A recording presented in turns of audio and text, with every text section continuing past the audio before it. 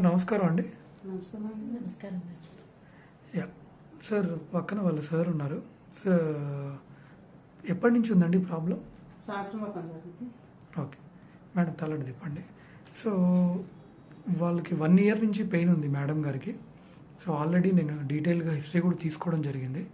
So ఆవిడకి ఏంటంటే shoulder pain 1 year నుంచి ఉంది. ట్యాబ్లెట్లు వాడుతున్నా తగ్గడం లేదు. ఆల్రెడీ షోల్డర్కి ఇంజెక్షన్ తీసుకున్నా అని చెప్పారు కదా? ఇంజెక్షన్ వేసుకున్నాను సార్. ఇంజెక్షన్ కూడా తీసుకున్నారు, బట్ నో రిలీఫ్. సో నేను పేషెంట్ ఎగ్జామిన్ చేయడం జరిగిందండి.